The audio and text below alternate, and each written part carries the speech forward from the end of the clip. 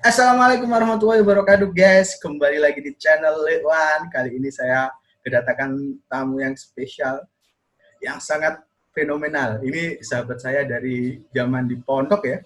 Di zaman pondok di Kranji, tapi saya dulu nggak kenal. Kenalnya pas saya mulai daftar kuliah S1 di Jakarta. Beliau mempunyai prestasi yang cukup gemilang di bidang akademik dan juga organisasi. Pengalamannya salah satunya beliau pernah mendapat beasiswa di mana? Ini ya, Bali ya, itu pas beasiswa bahasa Inggris kalau nggak salah waktu itu. Terus kemudian beliau mendapatkan sebuah beasiswa ke luar negeri ya. Ini yang nanti akan kita ulik, yaitu mendapatkan beasiswa ke Inggris di mana? Leicester ya, Mbak Nurul? Leicester. Hah?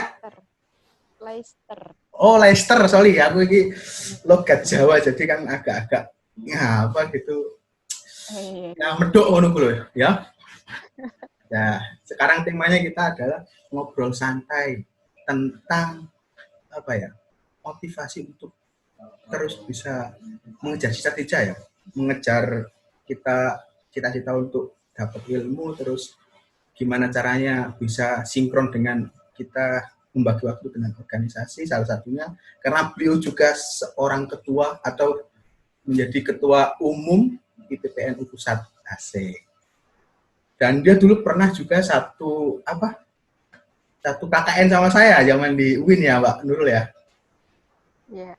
Dan dia jago juga nyanyi bahasa Inggris. Dulu lagu kesukaannya itu Medigen yang cecing-cecing itu loh, yang apa judulnya? Freestek ya. Ya, Nurul ya? Freestek ya? Gegoyo. Nanti kita akan collab. Lalu judulnya. Yang na itu. Ya Allah, gimana kabarnya Mbak Nurul? Alhamdulillah. Sehat walafiat. Sehat. Gimana kegiatan ini sekarang? Kegiatan paling mostly di ini ya, di rumah aja ya, karena pandemik, jadi memang aktivitas seluruhnya di rumah, jadi online, virtual, rapat, terus ngisi-ngisi seminar, ngisi-ngisi apalagi ya, ngisi acara-acara online sama anak-anak cabang, pimpinan wilayah PPNU, juga dengan organisasi-organisasi lain, NGO, dan instansi-instansi lain gitu.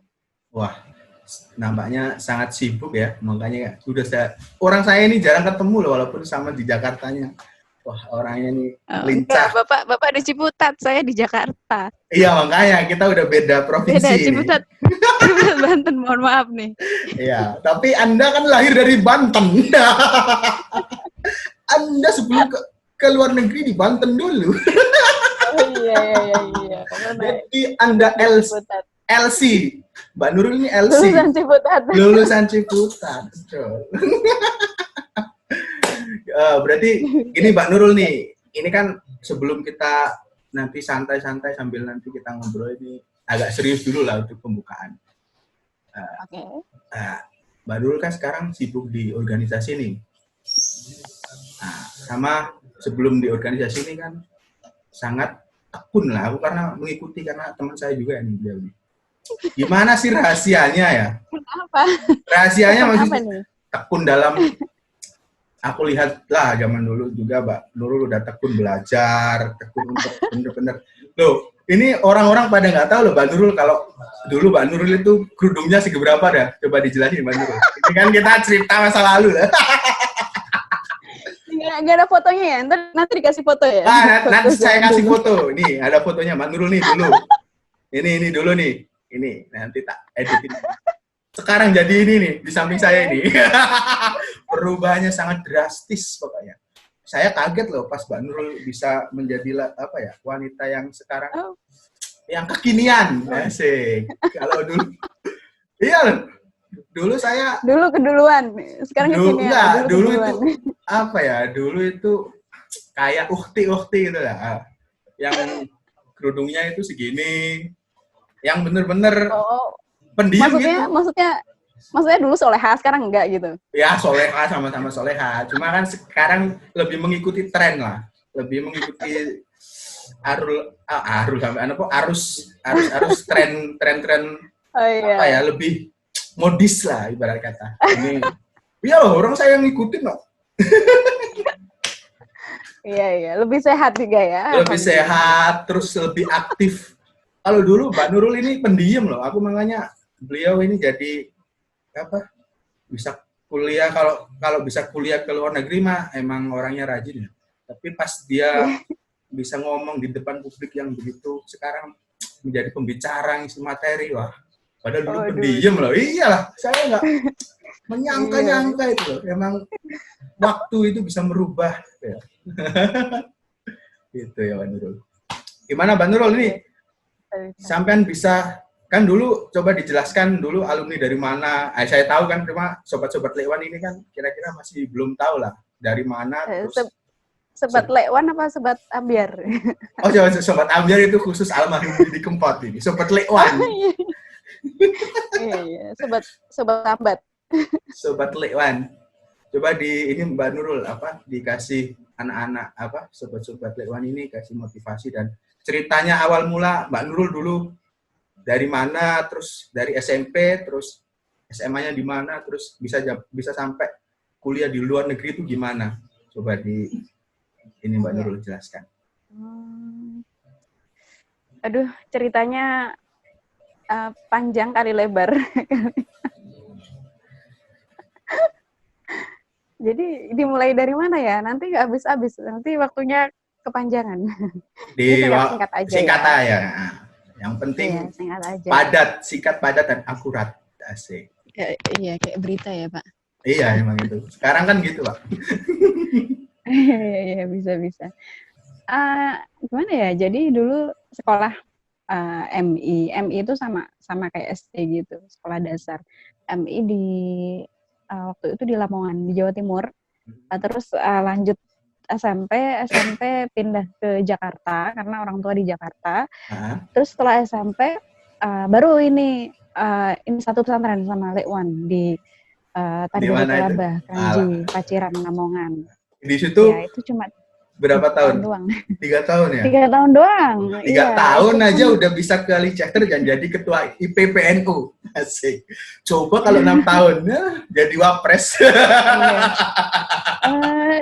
Iya sih, cuma Iya ya, ya kita nggak iya bisa kan? matok ya. Iya sih. Kita nggak bisa measure, kita nggak bisa menghitung seberapa orang lama mondok, terus sesukses apa itu nggak bisa sih. Kayak tergantung kemauannya aja sih, tergantung apa ya, tergantung cita-cita dan kemauan untuk bisa berubah dan menjadi ya impactful person gitu. Terus setelah itu mondok di Tarbiyah Talabah di Lamongan 3 tahun dan itu literally nggak kenal sih sama Lekwan. Dulu Iya. panggilnya Jadi Pak Le ya, Pak Le. iya, which is literally ini kita Which is kenalnya ini head kenalnya to di head. kereta. Iya, di kereta kan yang wah, saya masih ingat saya pertama Ya, kali persiapan. kenal di kereta Mbak Iya, Nurul ini persiapan. masih ini ya. Apa namanya? Yang pakai kerudung yang selompongan itu loh, Bro. Nurul, siapa Mbak Nurul yang itu loh. Apa bergo. Yang langsung selompokan itu loh. Ya, Bahasa Indonesianya gitu apa sih yang Mbak tahu itu? bergo. Iya, dulu Mbak Nurul kerudungnya itu terus dari semester awal Iya. ke sini sampai mau lulus. Iya ya, dulu kayak gimana ya? Emang dari dulu tuh emang pendiam sih sebenarnya dan nggak banyak teman juga dari SD SMP juga itu nggak terlalu banyak teman karena ya aku dulu tuh minder banget gitu sih kayak ya belum sepede ini gitu. Jadi waktu aliyah juga itu aliyah itu SMA waktu madrasah aliyah atau SMA di pondok pesantren itu benar-benar nggak kenal siapa-siapa. Ya ada dulu di aliyah itu ada MAK dan MAO ya. Saya MAK. MAK itu madrasah aliyah keagamaan, terus saya MAU madrasah aliyah umum dan ambil IPA. Ya, walaupun kayak itu emang benar-benar nggak ketemu karena beda banget. Ada pesantren cowok dan pesantren cewek gitu, santri putra santri putri. Terus emang nggak pernah ketemu gitu dan ya nggak tahu dari teman saya cuma emang teman-teman di pesantren ya teman-teman pondok, terus teman-teman sekolah, terus setelah itu udah nggak punya teman lagi. Jadi setelah mondok selesai pulang.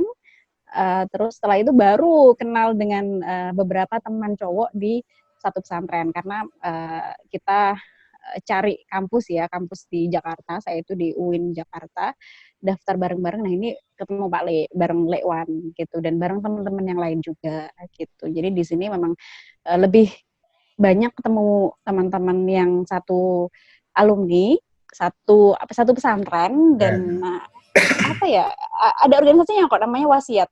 Wasiat Jakarta. Wadah silaturahmi alumni Tarbiyatul Thalabah Jakarta. Iya, dan ya waktu itu memang senang banget ya karena gimana ya, anak desa gitu ya, anak kampung yang ke Jakarta, anak kampung Jakarta sekolah gitu, kuliah. Terus ya walaupun SMP saya di Bekasi dan ya sama-sama langsung sekolah, tapi environment-nya itu benar-benar berbeda, lingkungannya itu benar-benar berbeda banget dan harus adaptasi bagaimana adaptasi soal pendidikan, lingkungan, transisi dari sekolah ke kuliah, kemudian juga transisi dari kehidupan di kampung di rumah ke kehidupan kota, kemudian juga harus adaptasi soal pelajaran juga tentunya. Dan waktu S1 pun itu benar-benar teman-teman itu hanya lingkup di teman-teman di Wasiat, teman-teman alumni Tarbiyatul Thalabah, thanks to alumni karena benar-benar bisa menghidupkan, bisa mewarnai masa-masa kuliah saya karena saya nggak punya teman di berarti dulu ini kampus. Apa namanya, Mbak Nurlin termasuk introvert ya, maksudnya yang menyendiri, introvert banget ya? Iya. Introvert banget. Introvert ini maksudnya Mbak Nurul dari introvert bisa menjadi seorang yang sekarang open gitu, maksudnya orang yang yang sangat ini itu gimana panjang. itu? Ya, jadi bermula once upon a time ya. Bermula dari saat gini ya.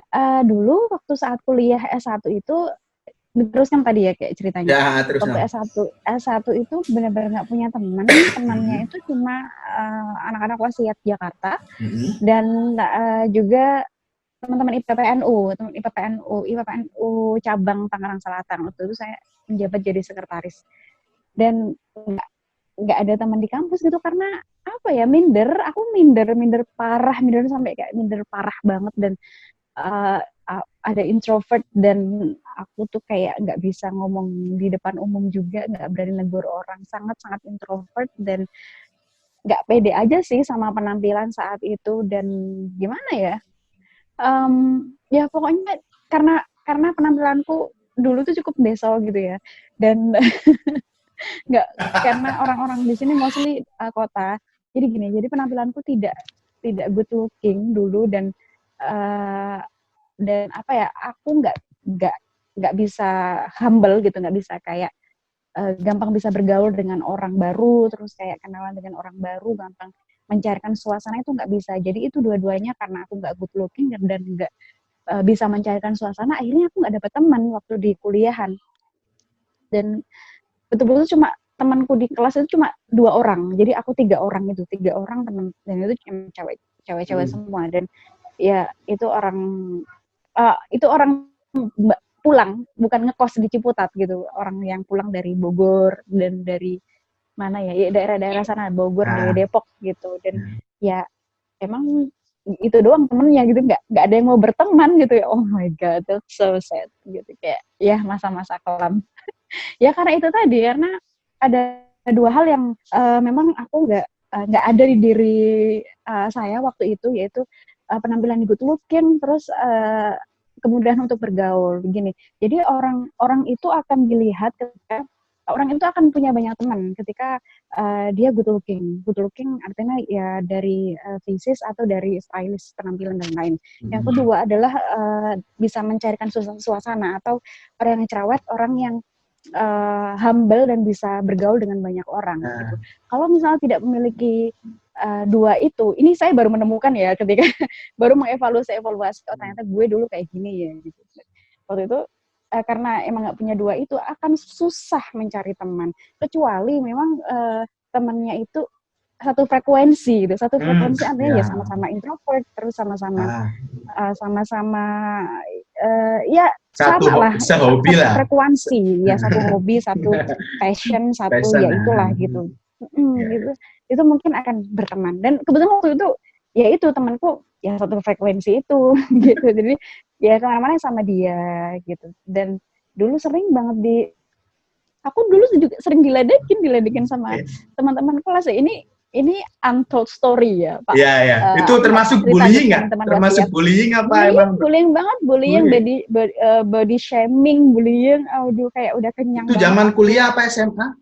Kuliah. Oh, udah kuliah itu masih ada bullying gitu. Kuliah. Ya masih dong, masih banget. Bahkan di lingkungan seluruh pendidikan itu pasti ada bullying, bahkan di lingkungan kerja masih ada. Karena bullying itu apa ya, udah menjadi kebiasaan sih budaya orang-orang gitu sih yang tidak sesuai, tidak cocok dengan dia, dan apalagi haters ya gitu. Dan ya memang saat itu memang ya kekurangan saya di dua itu, di performance sama ya di performance gitu. Dan ya gimana ya, sakit banget. Aku dulu suka nangis loh, BTW. Ya aku nggak pernah cerita sih sama teman-teman. Ini kamu nggak pernah cerita ini, baru kali ini ketua IPPNU cerita dia pernah nangis karena dibully. Ini kita cek Iya, benar. Gimana ceritanya? Gimana? Makanya biar sahabat-sahabat yang sekarang mungkin merasa terbully atau gimana itu bisa menemukan solusinya. Oh, ternyata orang dibully itu harus seperti ini tindakannya dan harus gimana sih cara mengatasi, tapi menghilangkan itu. Gitu, waktu gimana? itu aku belum tahu. Belum gimana ya belum seberani inilah, belum kayak belum seberani ini, belum ya udahlah ya gue dibully, ya udahlah yang penting gue nggak ganggu hidup lo, terus ya udahlah lo ganggu gue, ya udahlah yang penting gue kuliah tetap lancar. Dan akhirnya aku buktiin dengan prestasi dong waktu itu. Jadi waktu itu aku adalah sarjana tercepat di kelas. Wih. Dan di jurusan. Kamlot pasti. Di jurusan. Ya. Asik. Ya, alhamdulillah kamlot guys. Yang pakai selempang. Gak ada selempang di UIN. Oh, zaman dulu belum ada. Oh iya sih. Belum ada. Sekarang udah ada loh. Lulusnya prematur dulu. Oh iya, kecepatan. Jadi karena aku gitu ya, kan aku merasa nggak nyaman, terus kayak ya gimana ya, sakit banget dibully sih, sakit banget sih, apalagi soal body shaming.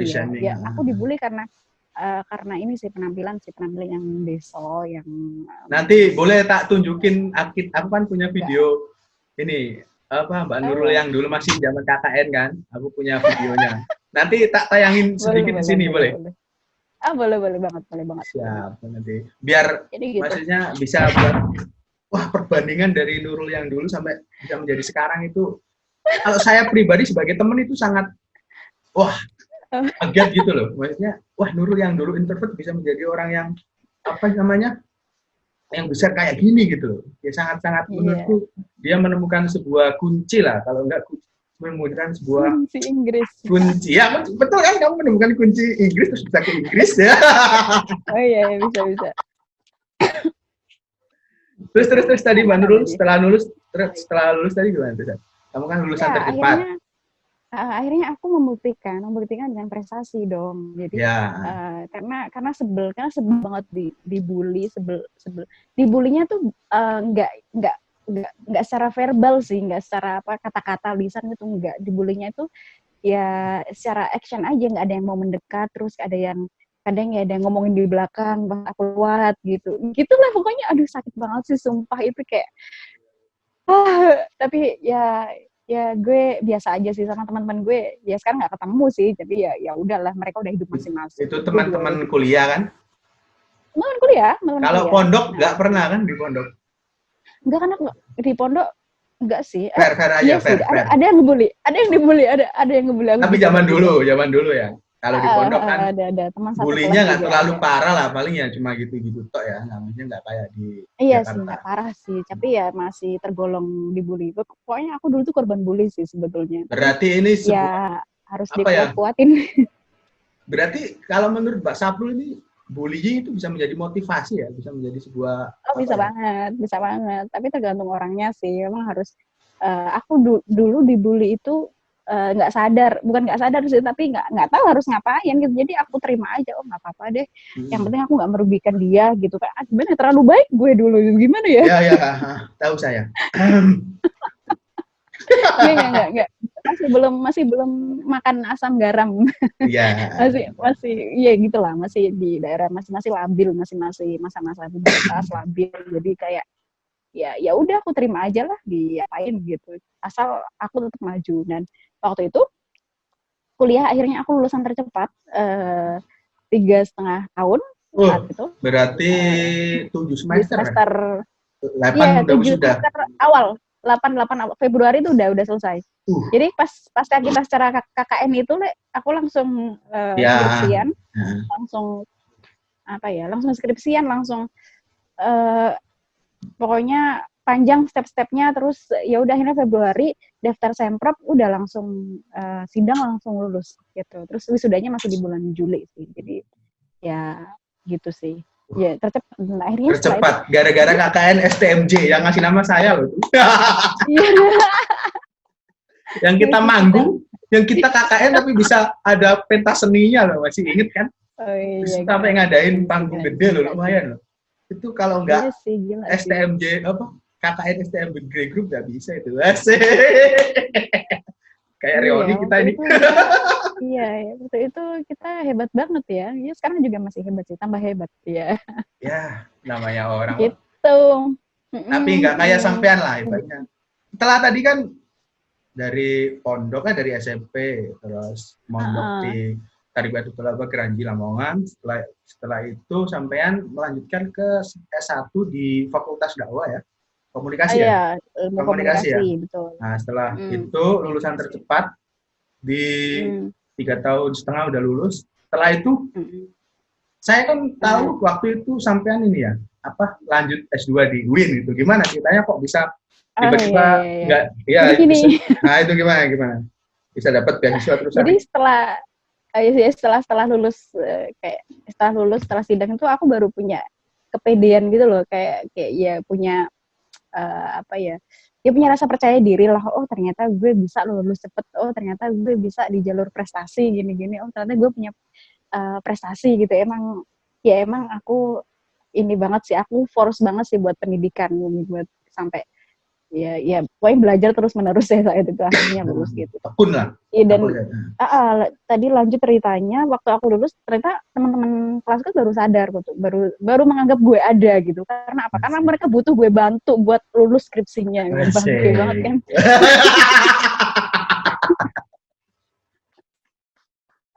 Anda bantu apa enggak ini? Anak-anak yang minta bantu? Ada beberapa. Enggak, ada beberapa yang aku bantu. Ada yang aku bantu sampai benar-benar lulus ada, terus ada yang aku masih bimbing juga sampai lulus gitu. Jadi emang berapa ada yang minta bantu buat skripsi gitu. Gue kayak oh ya udah sih, gue orang baik sih, jadi ya udah gue bantu aja. Ya saya baru sadar, terus kayak baru sadar gue ada gitu, kayak baru sadar oh ternyata Nurul ini ya bisa lah gini lah gitu. Terus ya udah akhirnya selesai. Terus setelah itu gue bodo amat juga sih, gue nggak pernah ketemu juga sama mereka, jadi ya udah baik gitu. Terus kita melanjutkan hidup masing-masing setelah itu, karena setelah itu Juli 2014 ya selesai semuanya. Ya ingat dong. Jadi selesai semuanya, waktu itu kayak bingung gitu mau ngapain, soalnya ya tahu sendiri ya, fresh graduate itu agak saya merasakannya. susah. Saya merasakannya. Susah masa transisi, susah banget. Dan belum lagi society kita, lingkungan kita, kayak masyarakat, tetangga kita pasti bilang, sekarang sibuk apa? Udah lulus ya, kerja di mana?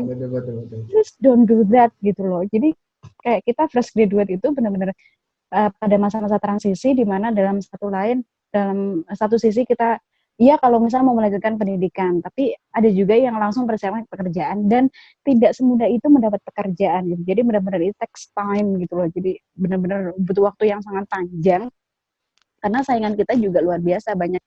Setiap tahun itu ada ribuan fresh graduate, ada ribuan mahasiswa yang lulus gitu, kan mungkin ratusan ribu yang lulus dan mengejar pekerjaan yang notabene tidak begitu banyak, lowongan pekerjaan itu tidak begitu banyak di Indonesia begitu. Jadi karena waktu itu aku bingung dan ini juga pekerjaan juga udah ngelamar beberapa pekerjaan, dan sempat kerja di kampus juga, sempat kerja di di courses gitu, bimbingan kursus kayak gitu, dan akhirnya karena itu sistemnya kontrak ya waktu itu, karena kita susah sih mendapat pekerjaan secara tetap langsung tuh susah, jadi kontrak kayak gitu. Setelah kontrak selesai, terus aku bingung gitu mau ngapain ya, akhirnya biar nanti kalau ditanya orang ada jawabannya, akhirnya gue ambil S2 dong. Jadi S2 sebagai pelarian. Awalnya itu. S2 sebagai, berarti belum nggak niat untuk bener-bener aku harus S2 nih waktu itu. Enggak. Iya, enggak ada niat coy. Jadi kayak ya udah daftar aja S2 di kampus di UIN Jakarta lah. Itu sama gitu 2014 juga, kalau nggak salah di bulan September itu masuk ajaran baru. Itu September 2014. 2014 udah masuk ya? Iya, kan aku lulusnya 2014. Jadi emang September. Jadi kerja Juli Agustus kerja, terus selesaikan kontraknya, terus ya udah bingung, akhirnya ya udah daripada gue ditanya orang bisa jawab, daripada gue jawab belum ngapa-ngapain kan nggak enak juga ya. Jadi ya udah gue daftar S2 aja. Gue daftar S2, ya udah kuliah. Itu S2-nya di Fakultas Dewin juga ya? Di Syariah, ya, fakultas ambil hukum. Oh, berarti Anda ini sebenarnya alumni Syariah juga, tapi nggak selesai. Iya S2-nya. Tapi ya nggak selesai. Berapa semester? Baru masuk semester 1. Habis itu udah nggak lanjut. Nggak lanjut. Nah, terus itu gimana bisa kan nggak lanjut, itu kenapa alasannya? Nah, di samping saat itu juga alasannya biar ditanya orang ada jawabannya, tapi ada lagi alasan yang agak make sense lah gitu. Jadi selagi menunggu beasiswa ke luar negeri gitu. Jadi emang cita-cita beasiswa ke luar negeri itu udah dari SMP sih, dari SMP, SMA itu udah pengen banget gitu ke luar negeri. Jadi emang awalnya aku tuh pengen banget ke luar negeri, entah mau kerja atau kuliah atau apa. Jadi aku kan hobi banget explore hal-hal baru kayak traveling dan gitu loh. Terus ya waktu SMP itu udah kayak oke, aku pengen ke luar negeri, entah belajar atau apa gitu, kayak ya udah pokoknya aku pengen ke luar negeri. Dan akhirnya kan mempelajari bahasa Inggris terus dari SMP, SMA belajar bahasa Inggris, belajar sendiri, dan yang paling cepat itu aku ngerasain itu adalah lewat nyanyi ya. Oh, yes. Aku suka nyanyi ya. Oh, berarti iya, aku tahu kalau sampai jadi kayak suka nyanyi itu tahu. Makanya berarti nyanyi bahasa Inggris ini seperti lagu itu loh, masih ingat, langsung kita bawakan. Iya, Perfect. Coba kita satu lagu dari Mbak Nurul. Ini request-nya tadi katanya mau main lagu. Lagunya kayak tadi gimana? Price tag. Ya, boleh.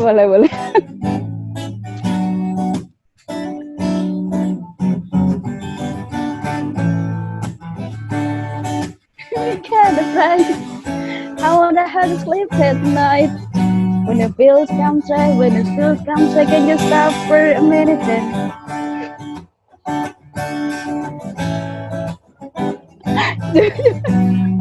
Aku main ketawa. Gila ya?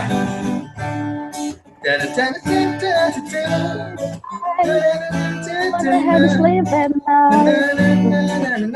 When the suit comes, I can just stop for a minute and smile. Where does the face is so serious? Acting so damn mysterious. Got the shade on her eyes and I feel so high you can't even have a good time. Everybody look to the left, everybody look to the right. Can you feel that? Yeah, you can't belong tonight. It's not about money. You don't need your money. When I'm in the world dance, you get a better lifestyle. Sini mbak ya, cicing. Mantap, agak delay, jadi kurang, kita kapan-kapan harus nanti delay. Kalau udah bisa ketemu kapan-kapan kita bikin perkontenan lah. Kita menyanyikan tembang-tembang. Ya, aku tahu lagunya Saprul itu lagu barat lah, Nurul. Aku manggilnya Saprul ya karena kita sahabatan sudah lama. Jadi kawan-kawan jangan mencoba meniru manggil Saprul, itu panggilan teman-teman satu angkatan. Iya. Jadi emang gitu, suka nyanyi bahasa Inggris, suka Oh banget berarti lirik, karena apa? dari bahasa Karena Inggris lirik-liriknya nyanyi itu itu dari tadi ya lirik liriknya.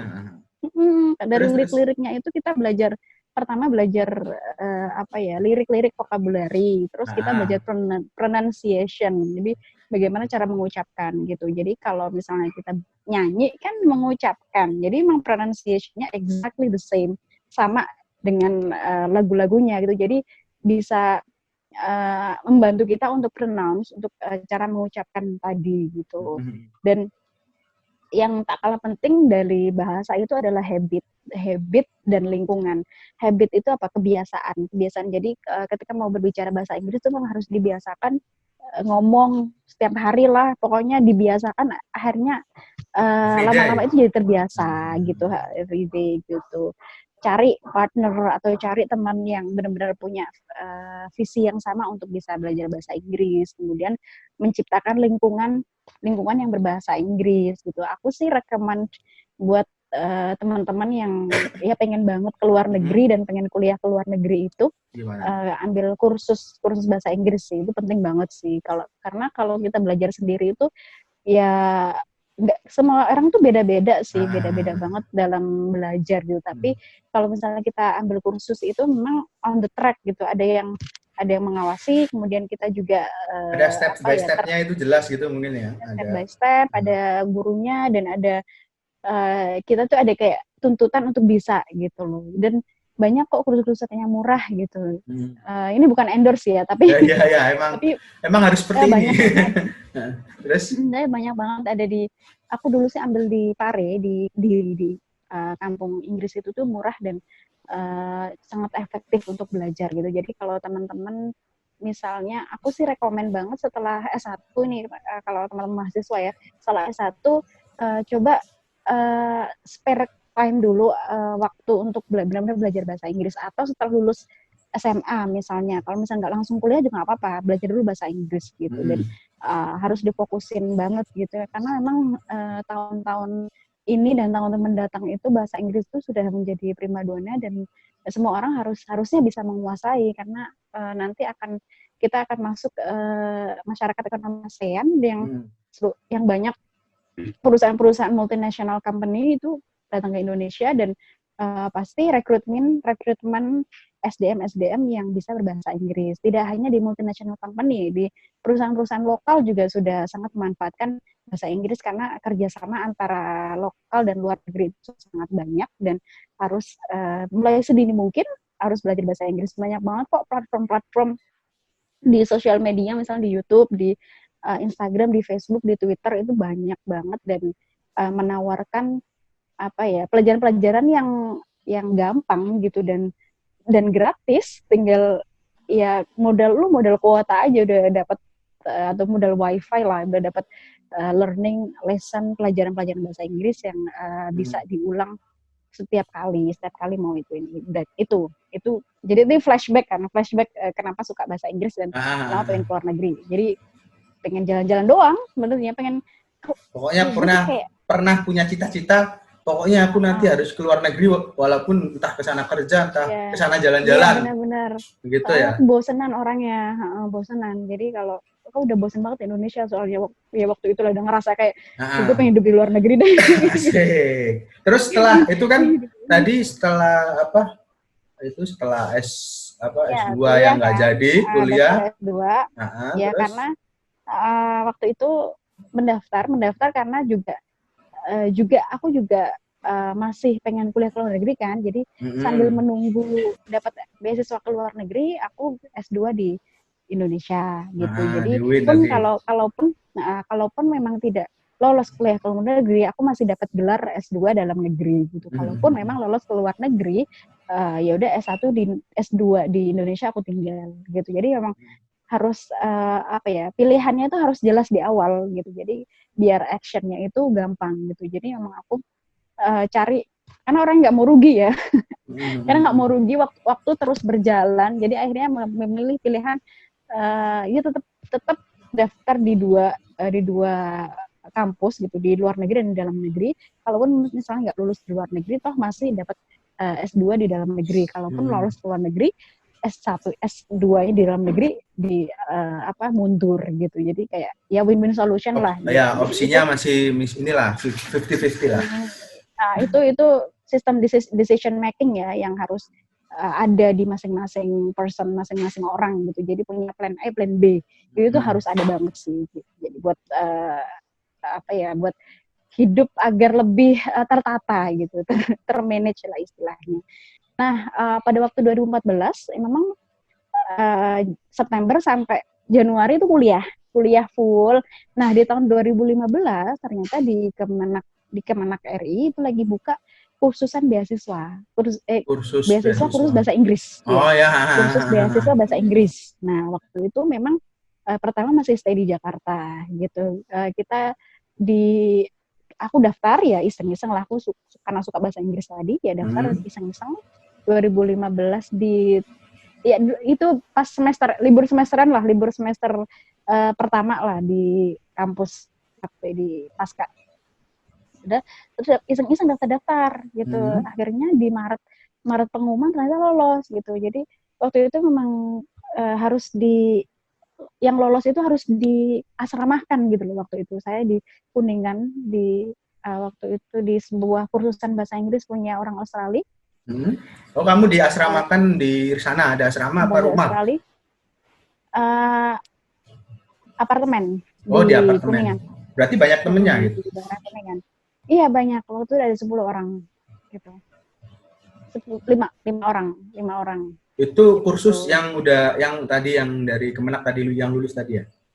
Iya, lulus itu 4 bulan. Berarti udah dibiayai semua dari udah semuanya udah pure dibiayai oleh Kementerian Agama. Itu selama berapa lama? Itu ya 4 bulan kursus bahasa Inggris. 4 bulan, cuma 4 bulan?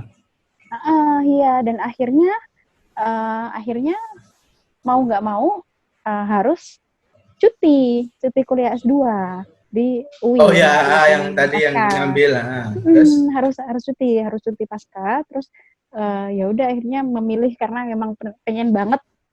Pertama suka bahasa Inggris, dan pengen banget ngejar ke beasiswa luar negeri. Jadi ya udah akhirnya aku milih yang itu gitu. Jadi udah selesai daftar ketemu teman-teman baru tentunya di kursusan, dan itu benar-benar basic English. Kita belajar basic English banget sama bukan 4 bulan, 3 bulan di Kuningan gitu. Jadi Maret April Mei itu kayak ya gitulah persiapan gitu.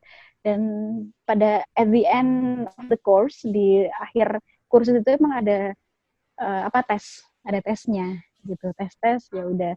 Terus setelah itu ternyata di Kemenak buka lagi beasiswa yang lebih ada beasiswa 4 bulan tadi, terus habis itu ternyata ada beasiswa lanjutannya. Yang ini lanjutannya apa beda? Lanjutan.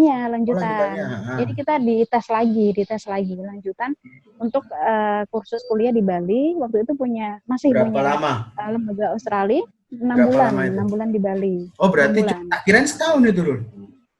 Iya, ya kayak enggak sih, kayak setahun ya kayak digabung sama yang awal yang di Kuningan tadi. Oh, yang 4 bulan tadi?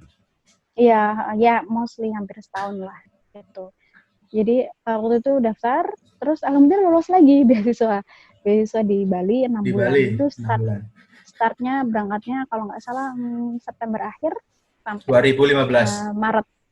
Sampai 2016 Maret gitu. Jadi memang benar-benar 2015 itu benar-benar tahunku untuk belajar bahasa Inggris. Benar-benar berarti do you speaking English ini lancar sekali ya? Sangat mas. Lek basa Jawa niku ngeces ngono lho, lek basa pondokane ngeces. Iya kan ngeces gitu. Ngeces lah. Langsung di bawah ya ngeces itu. Ngeces bukan ini ya, ces. Bukan, itu ngiler, Pak. Bu. Udah sangat, berarti sejak itu udah hampir setahun lebih kan everyday. Iya, 2015. Hotel Injilisia kan, jadi kan. Iya. Pasti 2015 full emang Inggris, belajar bahasa Inggris. Bahasa Inggris gitu. pasti kan. Karena di kampus luar negeri itu minta persyaratan untuk sertifikat lulus bahasa Inggris. Itu namanya Ah, ada TOEFL dan IELTS. ah, TOEFL dan IELTS. Jadi aku waktu itu karena di UK, karena di kampusku karena aku pengen di Eropa waktu itu ya, ya belum itu belum ini kenal belum gimana belum. ini? Ini teman-teman kan lihat banner apa yang kemarin fanpage yang tak sebarkan pada menunggu-nunggu videonya Mbak Nurul ini mana? Videonya Mbak Nurul ini mana? Oh iya, siap Waduh, siap. ini yang ditunggu-tunggu ini gimana itu kok bisa ke UK ini. Coba Mbak Nurul. Iya, iya karena waktu itu memang aku pengennya ke Eropa dan di Eropa itu Ah, hanya menerima IELTS. Mostly beberapa kampus, sebagian besar kampus-kampus hanya menerima IELTS. IELTS itu mm-mm. kayak sama-sama kayak TOEFL tapi range-nya lebih lebih sulit lagi gitu. Jadi ada tesnya itu ada reading, ada listening, ada writing, ada speaking gitu dan itu harus ada nilai standar yang lulus gitu, yang dianggap lulus oleh kampus di Eropa. Dan itu nilainya 6.5, 6,5, Itu 6,5. baru bisa itu standarnya segitu Baru berarti. bisa, standarnya segitu, baru bisa berangkat ke luar negeri, baru bisa diterima, belum berangkat ke beasiswanya. Berarti itu Langsung dulu diterima di kampus apa namanya? gitu. Mbak Nurul tadi kan habis dapat beasiswa yang 4 bulan, habis itu Uh, 6 bulan uh, yang di Bali. Setelah itu dapat informasi ada beasiswa ke Leicester ini dari mana? Apakah lewat website apa dikasih tahu nah, sama orang apa gimana ceritanya? oke, jadi gini, stepnya berbeda lagi. Oh, Jadi beda lagi nih. setelah setelah menjalani pendidikan bahasa Inggris di Bali Mm-hmm. selama kurang lebih 6 bulan. Mm-hmm. Jadi di akhir-akhir pendidikan bahasa Inggris itu di sana Nah, kita semuanya itu diharuskan memilih kampus gitu, memilih kampus di luar negeri ah, gitu. Di waktu itu bulan Maret kalau nggak salah sebelum akhirnya kita tes IELTS itu benar-benar juga mempersiapkan kampus-kampus yang kita daftar gitu. Jadi waktu itu aku sebelumnya nggak ada pilihan ke UK, ke Inggris nggak pengen. Aku tuh pengennya ke Belanda, oh ke ke Belanda. University, Kenapa? ya University Kenapa? of Amsterdam. Kenapa kok pengen ke Belanda daripada ke Iya, ini apa? Daripada ke Eropa atau Inggris itu tadi? Kenapa oh kamu iya, iya karena alasannya uh, waktu itu? alasannya alasannya waktu itu apa ya? Ya karena ada ada kampus yang benar-benar yang jurusan aku pengen gitu loh. Jadi Yang di waktu itu Belanda emang aku itu. ambilnya political communication kan, political communication yang ya komunikasi politik lah waktu itu pengen ambilnya dan itu kampusnya yang bagus ya di Belanda di University of University. Amsterdam waktu itu. Ya, terkenal juga itu sih ya. Daftar-daftar di situ dan juga kotanya ini ya kotanya bagus sih kota di Nah, Belanda yang itu ada sangat livable. kincir angin itu kan. Kalau di Iya dan Indonesia banyak itu orang buat Indonesia. buat ngeringin itu garam, tahu kan yang ada kincir anginnya. Kalau di Indonesia. Iya iya bisa. Terus. Iya dan di sana juga banyak orang Indonesia gitu jadi Ah, biar nggak culture shocknya itu biar nggak apa ya nggak gede banget gitu lah ah. biar nggak kaget banget waktu itu kayak pilihannya kayak gitu Berarti pilihan pertama ternyata kamu di Belanda. iya benar berbelanda gitu ternyata nggak lolos dong di University of Amsterdam kayak Terus. ya ya harus memutar otak gitu kayak ayo udah aku daftar di kampus yang lain aja akhirnya kepikiran ya udah ke Inggris gitu ke Inggris cari-cari kampus lewat ini ya website ya ya dan FYI untuk cari kampus di luar negeri itu gampang banget tinggal buka Apa aja itu? websitenya Apa websitenya Kang website Nurul? kampus apapun kampus kalau misalnya ya harus cari kampus yang masuk ranking world ranking ya 100 ya masuk 500 besar lah kampus di dunia itu pasti ada semuanya gitu dan cari jurusan harus prepare dulu harus cari jurusannya harus cocoknya di mana dan setelah itu cari di websitenya dan itu sangat lengkap sekali di websitenya gitu. Jadi Waktu gampang itu banget Kang cari Nurul gimana itu bisa bisa maksudnya kok bisa milih di apa Inggris di Leicester di itu gimana Leicester. sih? Nah, Iya Leicester itu. karena pertama nilai IELTS-ku rendah. Ya standar banget 6.5 gitu. Standar banget 6,5 yang lulus banget gitu. Sedangkan di Inggris itu banyak banget yang harus 7, yang harus ya 7,5 Berarti ya. dia berat Terus sih gitu. Harus 6,5 gitu tuh harus harus kayak gitu. Terus ya udah akhirnya aku pilih Leicester karena ada jurusan jurusanku yang ada Politik jurusan tadi. aku tertariki. Enggak, jadi lebih luas lagi, nggak hanya politik, Apa tapi ini? Jurusan belajar apa ini? banyak banget. Ya, global media and communication. Jadi ada political communication, ada digital media in everyday life, ada digital devices, digital society, itu lebih kayak sosial media, terus lebih kayak Kekinian apa lah ya, mungkin. media lebih kayak concern ke media-media Hmm. mainstream, media-media digital, terus kayak ada ilmu politiknya juga, komunikasi politik juga, ternyata lebih luas dan lebih ternyata oh jadi gue nemu jurusan yang gue banget, gue yang gue pengen gitu kayak.